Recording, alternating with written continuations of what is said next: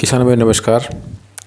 आज का वीडियो हरियाणा में जो प्रधानमंत्री फसल बीमा योजना की शुरुआत हुई है 15/7/2020 को, जो 3 साल की नोटिफिकेशन हुई है खरीफ 2020 से लेकर रबी 22-23 के लिए, तो इसके बारे में मैं पूरी जानकारी देने की कोशिश करूँगा।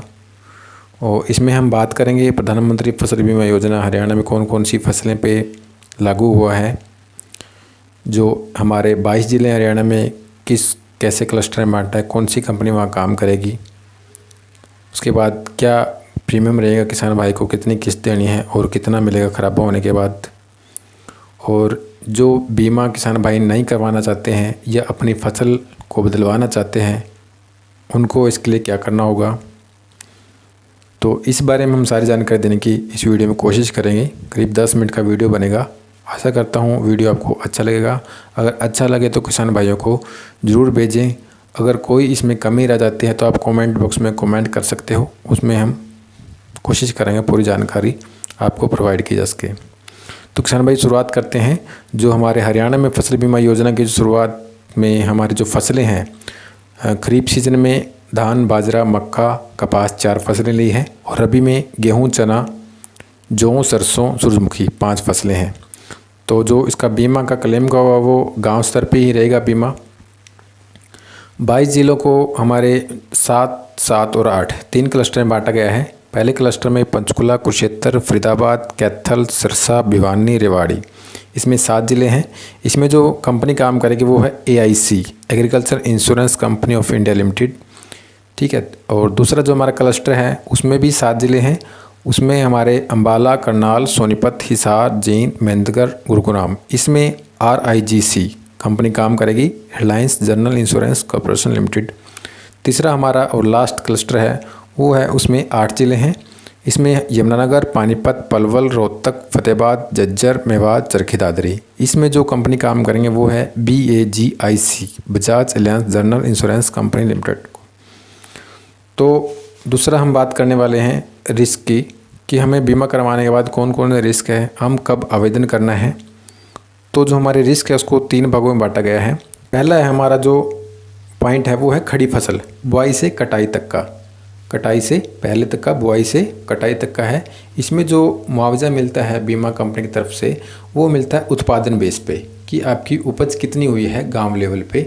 इसमें जो भी कारण, किसी भी कारण से अगर सूखा, जलभराव, फ्लड आ गया, आसमानी बिजली या कोई बीमारी या कोई कीड़ा मकोड़ा से आपकी फसल के उत्पादन में कमी आती है तो इसका जो बीमा मिलता है वो कृषि विभाग द्वारा क्रॉप कटिंग एक्सपेरिमेंट जो गांव की एवरेज निकाल जाती है उसके आधार पर मिलता है। दूसरा है हमारा कटाई के बाद नुकसान। अगर आपकी फसल कटाई के बाद 14 दिन के अंदर अंदर का ये क्लेम रहता है, कटाई के बाद खेत में आपकी फसल पड़ी है, उसमें बेमौसमी बारिश, ओलावृष्टि, तूफान या किसी भी अन्य कारण से जो हमारे हाथ की बात नहीं है, प्राकृतिक आपदा आती है, उसके अंदर भी आपको बीमा दिया जाता है, क्लेम दिया जाता है। इसमें एक कंडीशन है, उस सिचुएशन में आपने जिस समय बारिश हुई है या ओलावृष्टि है, कोई भी आपदा आई है, उसके 72 घंटे के अंदर अंदर आपने कृषि विभाग या कंपनी के दफ्तर में अपनी एप्लीकेशन देनी है। तीसरा हमारा आता है स्थानीय आपदा। स्थानीय आपदा का मतलब है कोई विशेष जगह, जैसे हमारे किसी गांव को लेते हैं हम, गांव में से एक हिस्से में बारिश होगी या ओलावृष्टि होगी या जलभराव हो जाता है, तो उसमें आपने प्रधानमंत्री फसल बीमा योजना के तहत एप्लीकेशन, आवेदन कृषि विभाग या कंपनी को देना जरूरी है। तो सीधा से मतलब हुआ जो उत्पादन बेस पे हमें बीमा मिलेगा उसमें हमें किसी प्रकार का आवेदन देने की ज़रूरत नहीं है। अगर कटाई के बाद हमारी फसल ख़राब हो जाती है खेत में पड़े पड़े, या हमारी कोई स्थानीय आपदा, कोई किसी एरिया में या पूरे गांव में बारिश ओलावृष्टि से फसल ख़राब हो जाती है, तब आपने इसकी एप्लीकेशन देना है। तो दूसरी हमारी बात आती है कि फसल बीमा योजना में को जो प्रीमियम है वो क्या रहेगा, कितना पैसा कटेगा। आपको पता है कि इसमें किसान साथियों से रबी के सीज़न में 1.5% जितना प्रीमियम लगता है और ख़रीफ के सीज़न में 2% लिया जाता है। अब की बार कुछ बदलाव हुआ है, जो ख़रीफ के सीज़न में कपास का हमारा 2% था वो सरकार ने 5% किया है। इसमें किसान भाइयों को थोड़ा ज़्यादा प्रीमियम देना पड़ेगा, थोड़ा नहीं 2.5 गुना प्रीमियम देना पड़ेगा उसके लिए। तो अब बात करते हैं प्रीमियम की, क्या मिलेगा और कितने हमें सम एश्योर्ड होगा और कितना किसान भाई को देना पड़ेगा। तो हम पहले क्लस्टर की बात कर लेते हैं। सभी क्लस्टर में सेम ही प्रीमियम है, सेम ही बीमा मिलेगा। तो जैसे हमारा पहला क्लस्टर है पंचकुला, कुरुक्षेत्र, कैथल, सिरसा, रेवाड़ी, भिवानी और फरीदाबाद का। इसमें जो कंपनी करेगी AIC कंपनी काम करेगी। तो इसमें जो प्रीमियम है किसान को देना है वो है 689 रुपये 99 पैसे धान का, और मिलेगा उसको अगर उसकी फसल ख़राब होती है 100% तो 33,999 रुपये 69 पैसे। दूसरा हमारा कपास का। कपास में किसान भाइयों को जहाँ 600 रुपये देने पड़ते थे, अब की बार 1650 रुपये 1 पैसा देना पड़ेगा और उसको मिलेगा 33,000 रुपये 12 पैसे। ये मैं एकड़ का बता रहा हूँ किसान भाइयों, ताकि आपको दिक्कत ना हो। जो नोटिफिकेशन में 2.5 हेक्टेयर का दिया हुआ है, 1 हेक्टेयर का दिया है सॉरी, तो अभी मैं 1 एकड़ का बता रहा हूँ आपको। 1 एकड़ का 1 किले का इतना लगेगा। दूसरा है, तीसरी हमारी फसल है मक्का। मक्का में जो प्रीमियम आपको देना है प्रति एकड़ 340 रुपये प्रीमियम का बीमा बनेगा, जो सम एश्योर्ड बनेगा वो 17,005 पैसे। इसके बाद बाजरा में जो अपने प्रीमियम देना है प्रति एकड़ 319 रुपये 99 पैसे, और आपका प्रीमियम रहेगा 15,999 रुपये 67 पैसे। तो इस प्रकार से बीमा है आपने जो 31 जुलाई 2020 या हर साल की कोई भी आपके रबी सीजन में, रबी के सीजन में 31 दिसंबर